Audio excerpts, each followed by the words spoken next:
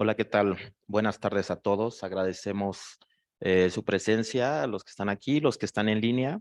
En esta ocasión, en nuestra jornada, nuestro segundo evento, en el marco de la tercera Feria del Libro de las Ciencias Sociales y las Humanidades, tenemos el agrado de presentar un libro titulado Saber y Tradición, Conocimiento y Prácticas, coordinado por el doctor Fernando López y Aide López Hernández. Es un libro que se publicó en el 2021 por el Instituto Nacional de Antropología e Historia y tenemos el agrado de contar con dos comentaristas de lujo, la doctora Brambilia y el doctor Esparza. Al final vamos a tener los comentarios del coordinador, el doctor López. Y bueno, sin más preámbulos, vamos a lo que nos truje, Chencha, ¿no? Vamos a iniciar. Iniciamos con usted, doctora. Perfecto. Bueno, voy a leer una breve semblanza de la trayectoria de la doctora. Bueno, sus estudios profesionales en la Escuela Nacional de Antropología e Historia y los posgrados en la Escuela de Altos Estudios de Ciencias Sociales de Francia.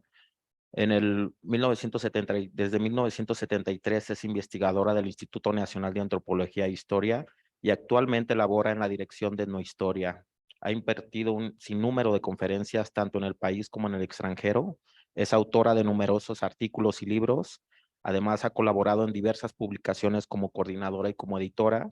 Y bueno, sus temas de investigación han girado en torno a la creación territorial de los diferentes grupos sociales de Mesoamérica y sus transformaciones en la época colonial. Entonces, le damos la palabra, doctora.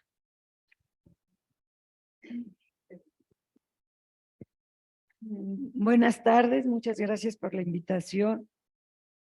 Perdón. El libro Saber y Tradición, Conocimientos y Prácticas en el Valle del Mezquital es una lectura obligada en varios campos del saber.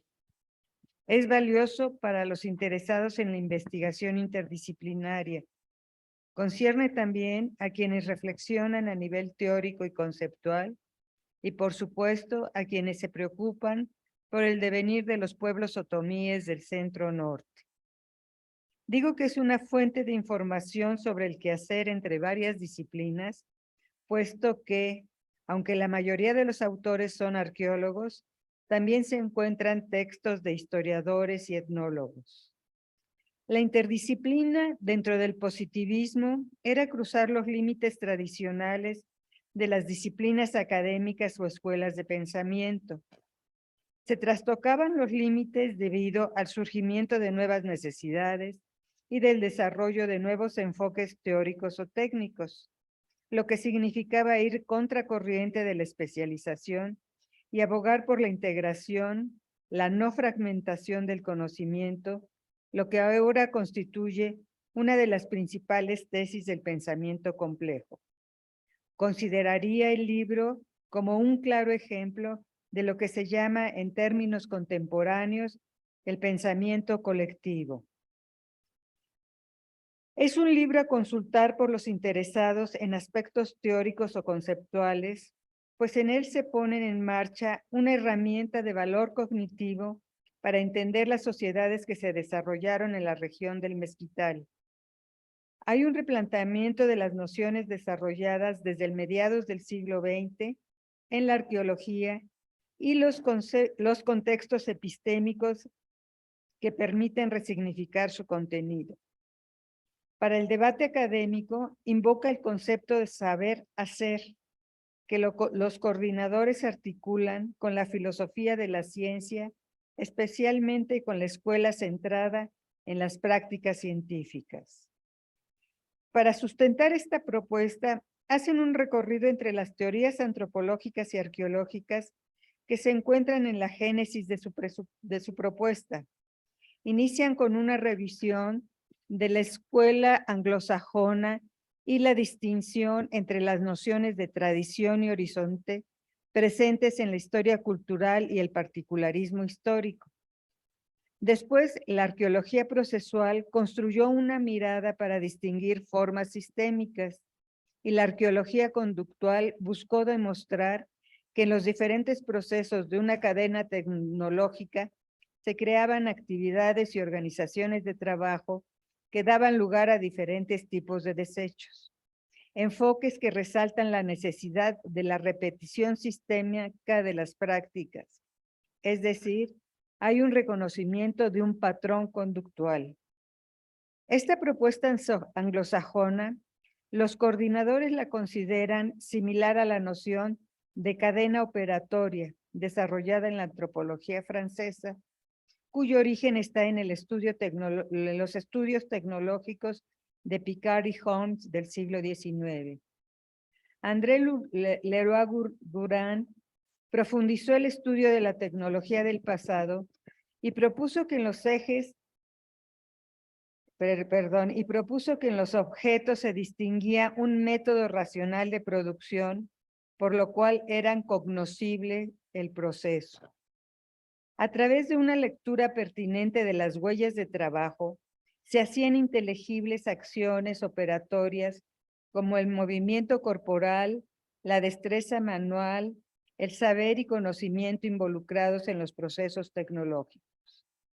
También se podían hacer interpretaciones plausibles sobre la organización del trabajo en el espacio, las identidades y tradiciones, los grados de especialización e incluso aspectos de la evolución de la mente.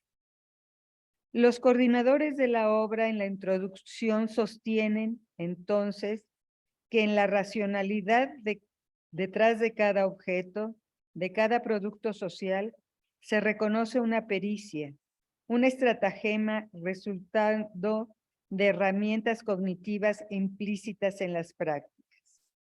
El concepto saber hacer se enfoca en el conocimiento y reconstrucción de la pericia que soporta los trabajos que aseguraban la sobrevivencia de gran parte de la población y permite subrayar el papel de la gente común como agentes de cambio histórico. En este marco, el libro reúne 11 trabajos de diferentes momentos que muestran los saberes y tradiciones de los pobladores del Valle del Mezquital, hasta ahora invisibles. Los estudios regionales en la arqueología y en la historia forzosamente son de largo aliento.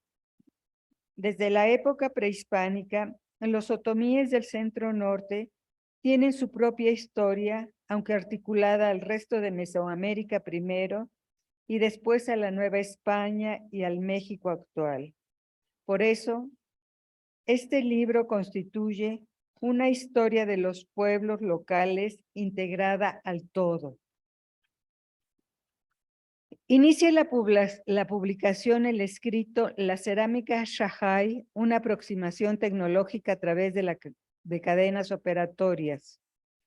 La autora, Alejandra Castañeda, se apoya en la hipótesis de que los portadores de la cerámica Shanghái eran un grupo autónomo frente a sus contemporáneos.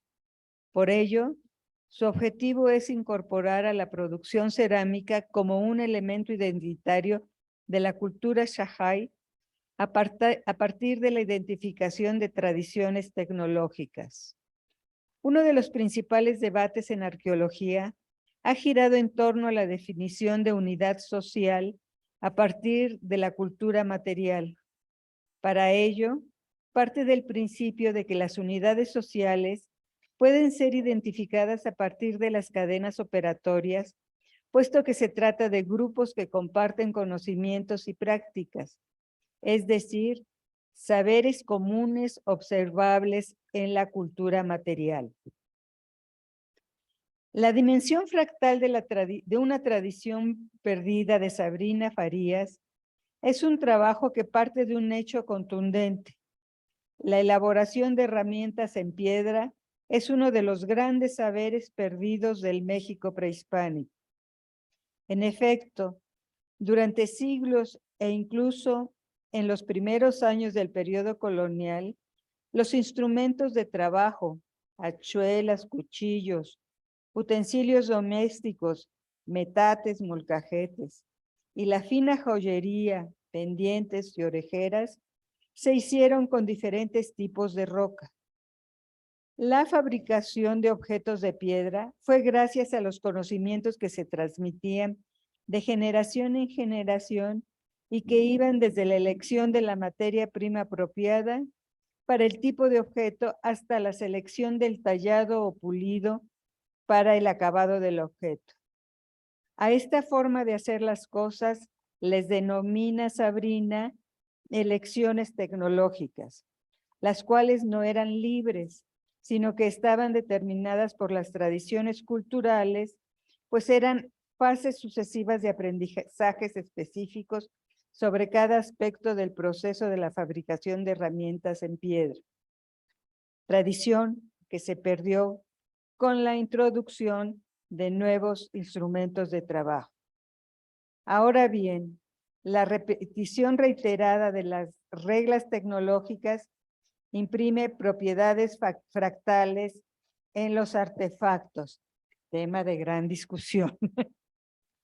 Camilo Mireles Salcedo, en La persistencia de una tradición tecnológica, la lítica tallada Shanghái, enfoca la manufactura de los objetos de piedra trabajados por medio de golpeo con otras rocas o ejerciendo presión con instrumentos firmes, como madera o asta de venado. En este estudio se abordan los objetos encontrados en algunos sitios Shanghái de la región Huichapan-Tecozautla en el estado de Hidalgo. El autor ofrece un panorama general de las actividades necesarias para conseguir las herramientas de trabajo empleadas en la vida cotidiana, en actividades constructivas y en algunos eventos rituales. La obsidiana verde, vidrio volcánico característico de la Sierra de las Navajas, es el material que analiza Víctor Hugo Anaya Linares en su trabajo. El escrito se orienta a reconstruir la cadena operatoria de la tecnología de producir navajas y navajillas prismáticas de obsidiana verde en laboratorio. El trabajo le permitió identificar las técnicas y métodos de talla y especialmente a reconocer la tecnología local diferente de la del Valle de México.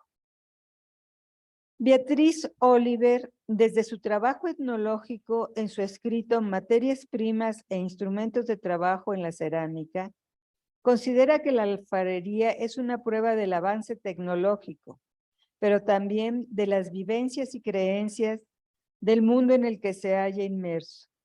Esto gracias a los motivos decorativos plasmados en los objetos de barro.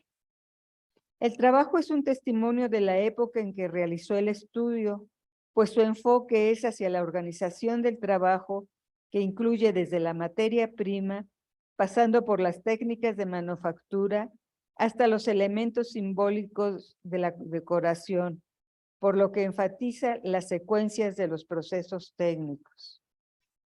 En Saberes geográficos y pictográficos en el Códice de las Pilas, Conflictos, territorios y fronteras en el Altepetl Izmiquilpan-Tlacintla, Fernando López Aguilar destaca el papel protagónico de las comunidades otomíes en la conformación del territorio de la región noreste del Mezquital. Desde el posclásico tardío, Izmiquilpan-Tlacintla conformaban una unidad político-territorial con un sistema de cabecera dual. Izmiquilpan, la cabecera anual, el Nahua, con su contraparte otomí en Tlacintla. A contracorriente de las ideas predominantes, el escrito cuestiona la relación de subordinación de los ñañú a los grupos nahuas. Destaca el papel protagónico de los gobernantes otomíes y sus comunidades en la construcción del espacio y territorio desde la llegada europea hasta la actualidad. Su análisis de los efectos de la segregación de las repúblicas de indios en la organización espacial le permiten hacer una lectura del Códice Las Pilas, que es un lienzo realizado en la época virreinal que comprende el extremo norte del Altepetl Izmiquilpan y su frontera con el señorío de Meztitlán. Propone que en los conflictos de tierras en que se manufacturó el documento, es factible que fueran pintados al menos 2 códices semejantes y fueran recortados para que cada segregación resguardara en su respectiva caja de comunidad los acuerdos territoriales de ese fraccionamiento. Los documentos pintados, denominados códices, fueron objeto de atención primordial para los españoles, primero para obtener información y después los destruyeron como parte de la idolatría. Nos dice Clementina Bato en su escrito Cómo transmitir una visión del pasado, el Códice Huichapan, aunque reconoce que algunos europeos los valoraron. En efecto, en el periodo colonial se hicieron códices con elementos de tradición mesoamericana y cristiana. En este sentido, la autora considera que el Códice de Huichapan como un diálogo entre dos culturas. El documento destaca que en él se observa el interés de la población otomí por registrar el pasado, tanto en escritura latina en otomí, como el contextualizarlo con base en la tradición tenochca, lo que permite vislumbrar que este pueblo no fue marginado, sino parte de una unidad sometida por el poder mexica. Aproximaciones de la historia de la comunidad otomí de Huichapan, siglos XVI y XVII, de Patricia Escandón, hace un acercamiento a la ubicación de la población otomí dentro de la dinámica imperial de la época prehispánica y en los primeros años de la colonia. La ubicación geográfica de la región permitió que se convirtiera en un polo fundamental para la expansión europea hacia las minas del norte. Los caciques y señores otomíes de la provincia de Jilotepec fueron los actores de la conquista y colonización de las tierras señoreadas por los chichimecas. Los migrantes de poblaciones de Huichapan y Nopala para la fundación de nuevos poblados fue reconocida por los españoles e integraron sus antiguos lugares de origen a la dinámica sociocultural naciente. El trabajo Trajinando desde Huichapan de Fernando González es producto de un diagnóstico hecho en la documentación del Archivo General de la Nación y de cruzar datos con los repositorios locales. En ese ejercicio, advirtió la presencia de diferentes oficios que daban empuje a la vida económica de la región de Huichapan: barberos, mercaderes, carreteros, pulperos, tintoreros, labradores, sastres, salitreros, curtidores, etc. Las prácticas relacionadas con la ganadería y la arriería son los que dibuja con mayor detenimiento.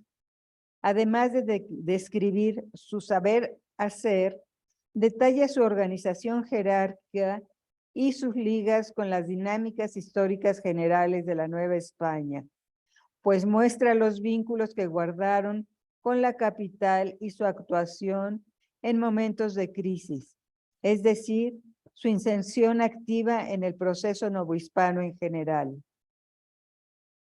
Prácticas y creencias en torno de la hechicería y el maleficio en el Valle del Mezquital, siglo XVIII, Diana González despliega cómo la implantación de las prácticas cristianas trastocó la vida cotidiana.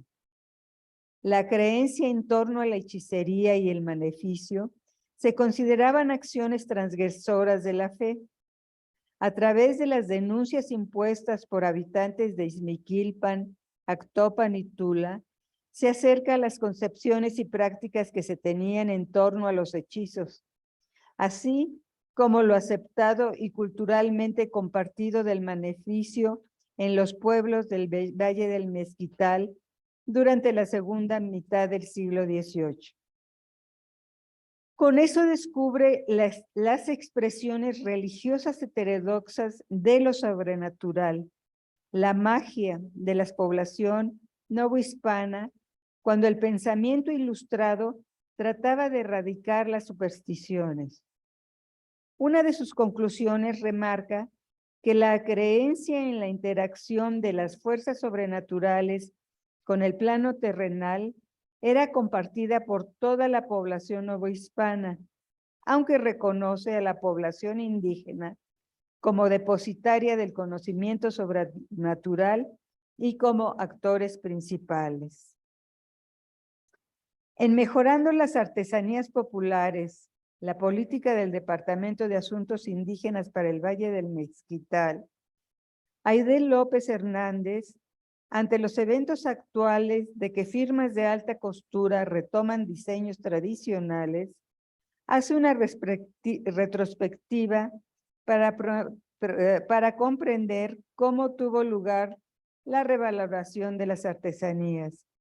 Reflexiona sobre las políticas institucionales y en su trabajo averigua que durante el siglo XX, desde finales del Porfiriato, los proyectos de mejoramiento de las poblaciones rurales incluían la producción industrial, la cual se transformó al considerarlas arte popular. Para terminar, me gustaría decir que esta publicación, con herramientas conceptuales como la propuesta de analizar el saber hacer escondido en las prácticas del quehacer cotidiano, descubre a los descendientes de las poblaciones prehispánicas enraizadas por milenios en su territorio original. Estas interpretaciones esclarecen que el utillaje y las antiquísimas prácticas fueron renovadas e innovadas en diferentes circunstancias para apuntalar una visión del mundo, soporte de la vida comunitaria. Con ello se borra la aparente pasividad de los grupos subordinados en el devenir histórico. Al principio mencioné que los estudios regionales forzosamente son de largo alcance, pero los estudios de una región considerada desde el siglo XVI como tierra indómita requiere de un esfuerzo mayor. Torquemada refiere que después de Cuautitlán comienza la grandísima provincia o reino de los otomíes, de quienes Dorantes de Carranza dice que era gente vascongada y montañesa. Desde entonces se les juzga a los otomíes como ajenos al proceso civilizatorio. Con obras como la que hoy nos reúnen, poco a poco se van dejando los enfoques parciales y discriminatorios. Esta es una de las razones por la cual los invito a leer esta obra. Gracias. Muchas gracias, doctora, por sus comentarios. Vamos a continuar con los comentarios del doctor Rodrigo Esparza, que está participando en línea.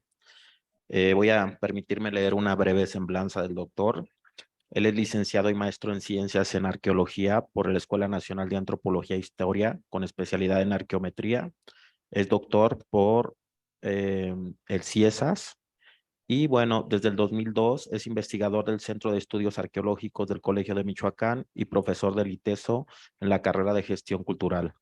Sus estudios están enfocados en las investigaciones de los sistemas de comercio prehispánico, la explotación de recursos estratégicos, en especial la obsidiana, el manejo y la gestión del patrimonio cultural en Jalisco y la caracterización de materiales arqueológicos por técnicas arqueométricas. Fue codirector del proyecto arqueológico Huachimontones del 2004 al 2010 y bueno, tiene en la actualidad proyectos como las manifestaciones gráfico-rupestres de la Presa de la Luz en Jesús María, Jalisco, y el proyecto arqueológico de obsidiana en el occidente de México. En su haber hay 28 publicaciones en algunos libros, artículos de divulgación y también es parte del Sistema Nacional de Investigadores. Entonces, Rodrigo, si te damos la palabra, por favor. Muchas gracias. Espero que me escuchan bien. Sí, súper bien. Excelente. Bueno, pues daré lectura también a un texto que hice acerca de la presentación de este libro. Antes que nada, quisiera pedir una gran disculpa por no poder estar en vivo en esta presentación, pero al mismo tiempo quisiera agradecer a los organizadores y en especial al doctor Fernando López Aguilar, querido amigo y profesor desde hace mucho tiempo, por invitarme a presentar esta magna obra que hablaré en los próximos minutos, aunque sé que explicar y comentar una obra de esta magnitud requerirá no solamente de una voz, sino de varias, como lo ha hecho también la doctora Rosa Brambila, para entender la importancia y el impacto que tendrá esta publicación en las próximas generaciones. El conocimiento científico ha dado pasos agigantados en el curso de la historia en su búsqueda de la verdad, solo que a su paso ha dejado de lado la experiencia milenaria de personas que constituyen la herencia portadora de la verdad vivida. Por ello, surge la necesidad de encontrar la realidad desde el punto de vista más sensorial, más vivencial y hasta más respetuoso para las culturas del mundo. El saber popular es el saber milenario que pasa de generación a generación, logrando resistir desde tiempos inmemorables y permanece en la cultura de los pueblos. Su fenomenología se fundamenta en el sentido común, en el pensamiento organizado de la cotidianidad misma. Los individuos dan respuesta a múltiples interrogantes de su existencia desde la informalidad del saber popular comunitario. El más digno ejemplo que representa el saber popular es el saber indígena porque orienta el quehacer diario del colectivo a través de los preceptos ancestrales que les dirige. En tal sentido, las tradiciones orales son aceptadas como fuente de conocimiento para hablar de la experiencia de individuos con relación a los saberes populares que convergen el espacio local comunitario. La comunidad es, pues, la organización social compuesta por un conjunto de individuos que poseen una serie de valores, creencias, hábitos, costumbres y tradiciones comunes, en un espacio geográfico donde la educación a través de la escuela debe conjugar el saber académico formal con el saber popular comunitario, porque sencillamente es parte de lo que pertenece y lo identifica. En este libro, Saber y Tradición, Conocimientos y Prácticas en el Valle de Mezquital, coordinado por Fernando López Aguilar y Jaide López Hernández, en un manuscrito de 398 páginas, nos lleva a un viaje inconmensurable por esta región cuán insólita que es el Valle del Mezquital. Conozco poco de esta región, pero recuerdo con gran gusto los viajes con mis papás para comer las ricas quesadillas de flor de palma que vendían en el mercado frente al gran monasterio de Actopan. Era una delicia culinaria, además de otras comidas imperdibles como la barbacoa estilo Esmiquilpan o Actopan. Entre paréntesis, hablando de tradiciones y saberes, algún día tendré que regresar, ¿verdad, Fernando? El Valle de Mezquital, dividido en tres grandes valles, dos de los más conocidos, el de Izmiquilpan y el de Actopan, con una vegetación de semidesierto, con yucas y pirules por doquier. Su conformación y su ubicación dio como resultado un hábitus de la cultura otomí, pero muy particularmente se puede dividir en dos grandes sociedades que cohabitaban esta región, como lo comenta López Aguilar y Solar Villanova. La información arqueológica en el Valle del Mezquital revela que la ocupación otomí ocurre en el formativo terminal, hacia el 250 después de Cristo. Durante ese periodo, en la región coexistían dos sistemas, el teotihuacano, que presenta intensas interacciones hacia la cuenca de México, y el sistema conformado por sistemas locales denominado Shahai o culturas de las mesas, con una explotación mayoritaria de recursos locales y vínculos hacia el Bajío. Ambos sistemas se desarrollaron en una relativa autonomía, sin interacción de materiales a pesar de su cercanía. El proyecto para entender esta relación y su origen data desde los años 90 o quizá más, no recuerdo bien, al mando de aquí de Fernando López Aguilar, quien a través de los años ha podido reconocer y caracterizar esta región como parte de este gran rompecabezas mesoamericano, donde esta pieza faltaba de modelar para entender las relaciones entre sociedades venidas del norte y occidente de Mesoamérica. Volviendo a la obra que nos atañe, está dividida en 12 capítulos, junto con la introducción, donde a través de marcos teóricos diferentes y metodologías allegadas para reconocer los saberes y tradiciones locales, nos muestra una riqueza fabulosa para contestar ciertas preguntas que hacen los propios autores. ¿Qué tipo de conocimientos son reconocibles? ¿Cómo se transmitieron y consolidaron y cuál fue su extensión geotemporal? ¿Cuáles son los procedimientos que los conforman? ¿Qué relación guardan con los procesos identitarios de las sociedades que los practicaron? ¿En qué procesos sociales estuvieron implicados y por qué se han olvidado? Se puede dividir esta obra en tres partes principales.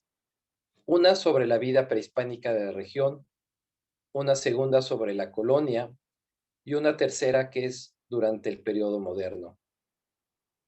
En los 4 primeros capítulos, que son de la parte prehispánica de la región, se basan en los estudios de la cerámica y la lítica para reconocer estas tradiciones locales a través del estudio de la cultura material. Utilizan además algunos conceptos como estilo tecnológico, tradición, saberes comunes, habilidades, conocimientos, producción local, persistencia al cambio, entre otros. Bajo las metodologías de cadenas operativas, dimensión fractal, tipologías líticas y tecnologías de fabricación. Con estos capítulos se pretende dar un análisis general sobre qué podemos decir que es lo Shahai y en su momento en comparación a otras culturas que se desarrollaron en las regiones aledañas. Cabe mencionar, por ejemplo, el trabajo de Víctor Anaya sobre la producción de navajillas prismáticas locales. Tuve la suerte de conocerlo anteriormente y me parece que es una tesis, sale este trabajo de su tesis, una tesis excepcional que dará mucho de qué hablar sobre las interpretaciones en cuanto a la supuesta hegemonía teotihuacana y las producciones locales. Vale la pena darle una leída ahora su tesis convertida en un capítulo de este libro. Los próximos 6 capítulos corresponden a estudios sobre la colonia del Mezquital. Cabe destacar que 2 son sobre fuentes históricas, como los estudios de los códices Huichapan y el Códice de las Pilas. Otro estudio sobre la etnografía otomí, que su interés radica en la colección del Museo Nacional de Antropología, que son piezas de gran tradición. Los otros 3 capítulos hablan sobre los acontecimientos importantes que dieron un cambio de 360 grados a la región, como fue la entrada de la minería a la construcción del Camino Real, de tierra adentro, y los reacomodos de la población local debido a la guerra contra los chichimecas. Además de estos interesantísimos temas, tenemos uno que llama mucho la atención sobre prácticas y creencias en torno a la hechicería y el maleficio en el Valle del Mezquital del siglo XVIII, que demuestra cómo estas tradiciones estuvieron muy arraigadas durante la colonia en la región y cómo el Tribunal del Santo Oficio hacía su trabajo sobre estos menesteres, como por ejemplo, dice la autora, la creencia y la práctica del maleficio en el Valle del Mezquital estaba más extendida de lo que a los religiosos les parecía apropiado. Las declaraciones vistas ponen de manifiesto las transgresiones cometidas por la sociedad, faltas que revelan una reinterpretación de contenidos culturales y religiosos que vivían en la cotidianidad. De este modo, el acto hechiceril entra en el conglomerado de prácticas culturales presentes en las transgresiones a la fe en los pueblos del Valle de Mezquital. Y por último, y no por eso menos importante, el último capítulo, que es una perspectiva actual sobre la artesanía de la región del Mezquital. La autora comenta de cómo a través del tiempo se fue revalorando la artesanía en México como parte de programas gubernamentales y que en la actualidad está contemplada dentro de los procesos patrimoniales y de generación de empleos, pero siempre ha sido un gran problema el registro y de diseños, como lo que ha sucedido con los bordados Mijes, que fueron utilizados los diseños en compañías extranjeras. La artesanía del Valle del Mezquital no ha sido la excepción y desde prácticamente 100 años ha estado en un proceso de valoración constante, identidad local, además de la generación de muchos empleos. En general, ha sido un placer poder leer este libro con temas que desconocía y otros que son más allegados a mis estudios. Pero debo destacar que es un gran esfuerzo para concretar una obra magna como esta y que será un libro muy socorrido para los tiempos que estamos viviendo. Muchas gracias y saludos cordiales. Muchas gracias, Rodrigo, por tus comentarios y por este recorrido gastronómico que ya se antojó conocer la zona. Claro. Vamos a continuar, vamos con los comentarios de uno de los coordinadores del libro. Voy a leer una breve semblanza del doctor López Aguilar. Él es licenciado en arqueología por la Escuela Nacional de Antropología e Historia y doctor por la UNAM. Es investigador del INAH desde 1975 y profesor de tiempo completo en el posgrado de arqueología en la ENA desde 1990.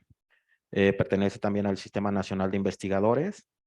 Dirige el proyecto Eje Valle del Mezquital, Dinámicas Sociales y Políticas en el Norte de Mesoamérica, el proyecto especial PAñU de la Coordinación Nacional de Arqueología y el Seminario sobre Cambio Climático y Procesos Culturales de la ENA y la Dirección de Etnología y Antropología Social. Es fundador y coordinador del Laboratorio de Estudios sobre Tecnologías Prehispánicas en la ENA.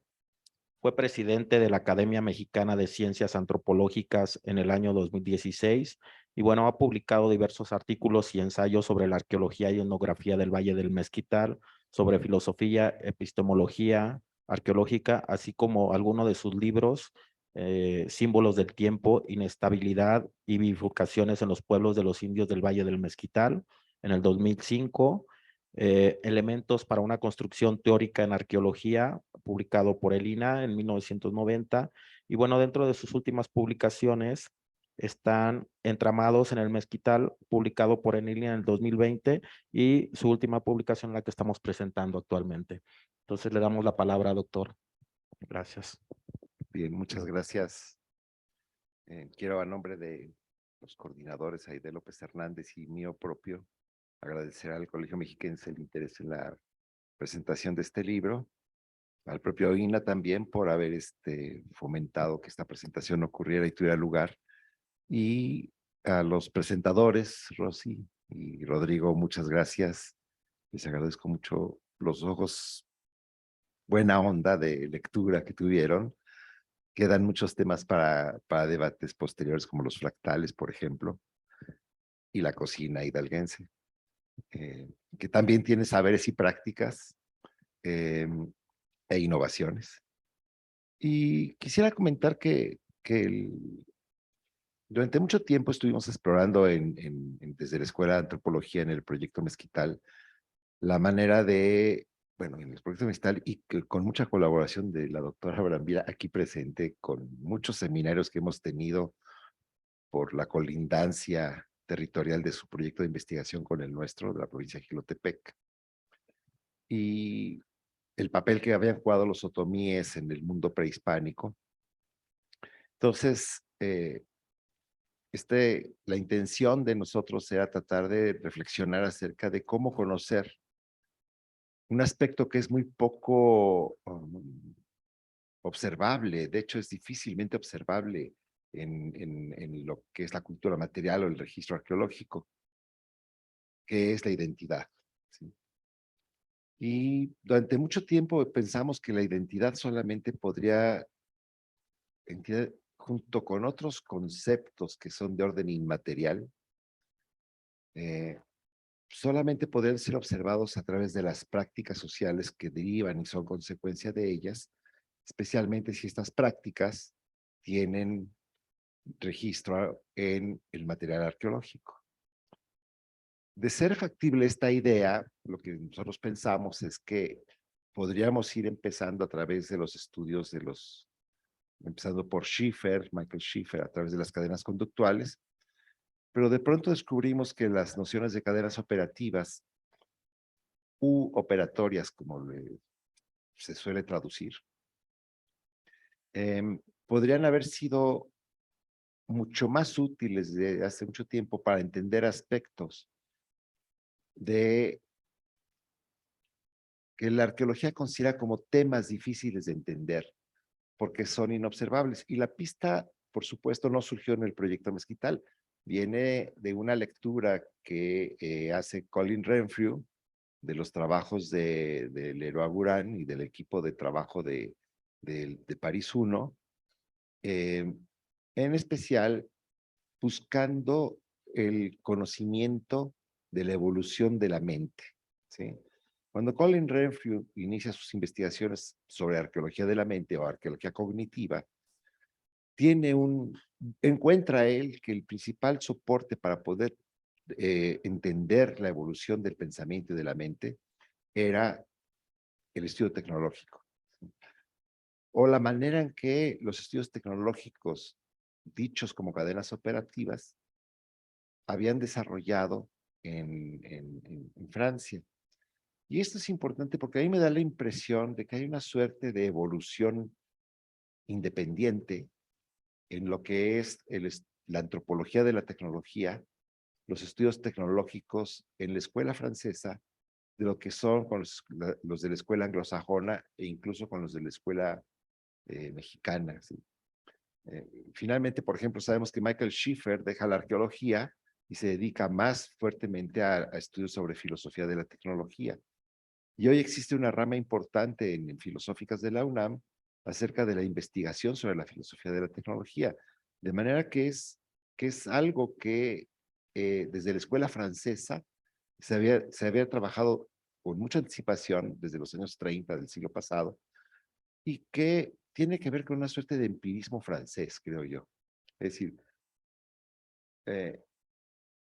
uno puede pensar que lo que uno cree, que sus creencias y sus ideas son los importantes, pero son importantes, dirían las corrientes materialistas, si esos son reflejo en la práctica.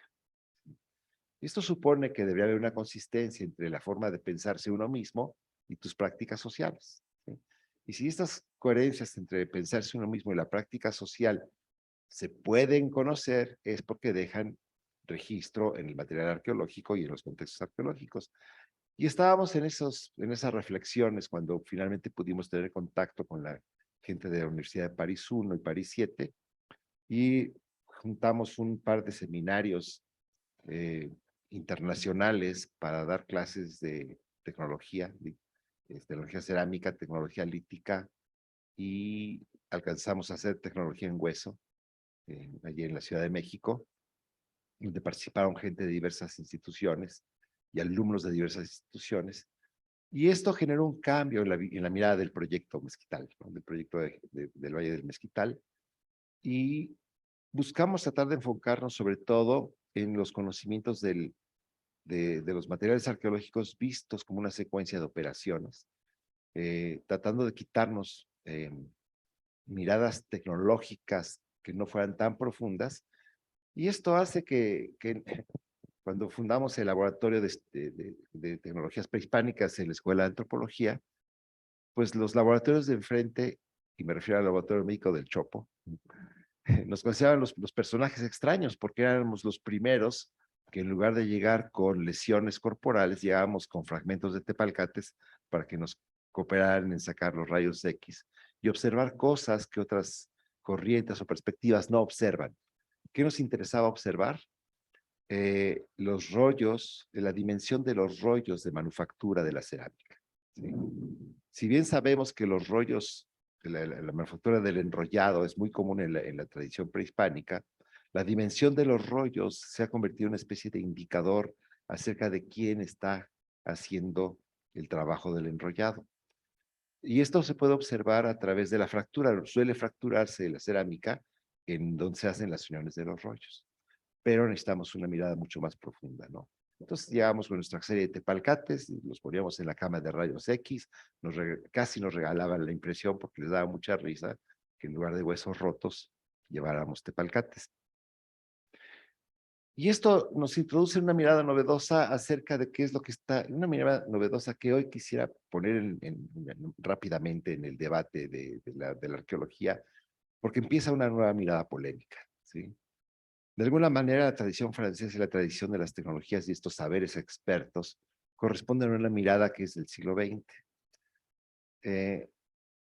Y responden a una pregunta de la arqueología, una pregunta que tenía la arqueología desde más o menos 1900, la hizo explícita en 1950, a propósito de las frases que se mencionan ante la muerte de Gordon Childe, cuando se señala que él es de los pocos arqueólogos que habían tratado de conocer, y cito casi literalmente, al indígena detrás del artefacto. Esta misma frase es retomada por Gordon Willey y Phillips y después es retomada por la arqueología procesual. Kent Flannery dice, lo importante no es conocer al indígena detrás del artefacto, sino al sistema que está detrás del indígena que está detrás del artefacto. Y así podemos ir subiendo la escala. Lo que hace la tecnología, los estudios tecnológicos de la escuela francesa, es tratar de entender al grupo, del grupo de artesanos que se encuentran detrás del grupo o al individuo que se encuentra detrás del artefacto. Hoy la arqueología está dando un pequeño giro,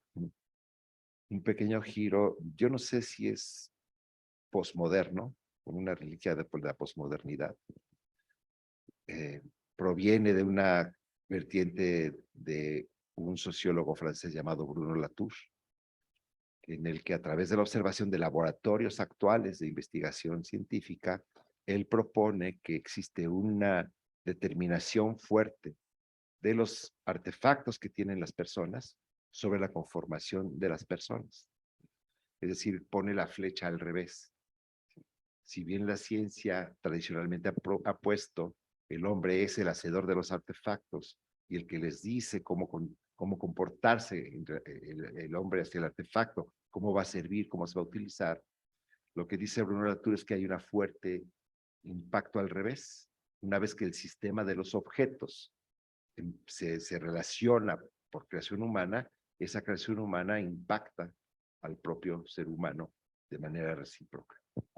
Y de alguna manera esto tiene dos vertientes, ya cito rápidamente, una del propio Ian Hodder, que está desarrollando una teoría que se llama, la puedo traducir como enredamiento, la teoría del enredamiento, o la teoría del entrelazamiento, que es que todo está relacionado con todo, ¿sí? Básicamente, si el sistema de los artefactos está relacionado con el sistema humano, el sistema humano está relacionado con el sistema del paisaje, o sea que todo tiene una capacidad de configuración mutua e interrelacionada.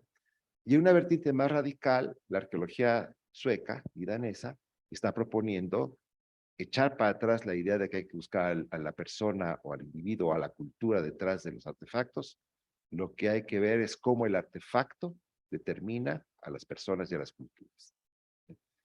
En esa polémica, finalmente, lo que queda pendiente y lo que queda por resolver es la práctica humana y su relación con su propia identidad y su propio saber, ¿sí?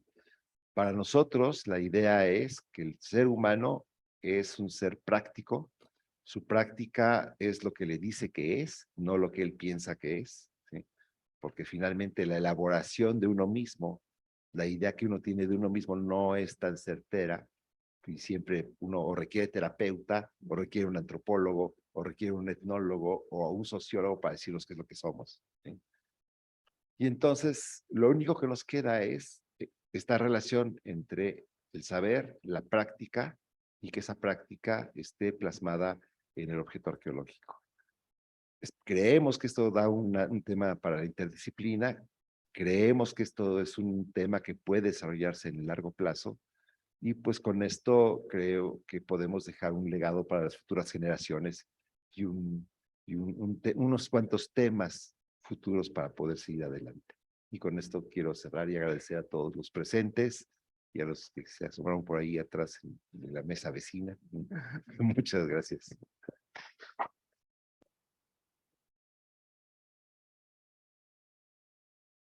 Muchas gracias, doctor Fernando López. Sin duda un libro clave para entender la arqueología en el Valle del Mezquital. Y bueno, bajo la lupa de, aunque sean objetos arqueológicos de diferentes temporadas, bajo esta visión de la cadena operatoire o la chain operatoire y la arqueometría, seguramente tendrán datos increíbles, ¿no? Muchas gracias. Agradecemos a los comentaristas, doctora. Muchas gracias, doctor Esparza, también muchas gracias. Y bueno, uno de los coordinadores que nos acompañó, el colegio realmente se siente muy honrado de que estén aquí y esperamos verlo próximamente. Muchas gracias a todos. Y vamos a hacer entrega de un pequeño reconocimiento junto con un regalo. Doctora Brambila, por favor. Y bueno, les tocó el último trabajo de la doctora Yoko. Rodrigo, te lo guardamos, te lo hacemos llegar al Colmich. Y Muchas doctor gracias. Fernando. Yo solamente quisiera saber si Fernando va a hacer ahora uno de gastronomía del Mezquital. O, si lo hace, que nos invite, por favor. Ahora, Estamos así de prepararlo. Saber hacer, Les agradecemos a todos su presencia. Muchas gracias a los que están en las redes. Muchas gracias. Un aplauso a todos. saludos cordiales hasta el Mexiquense. Un fuerte abrazo a los tres.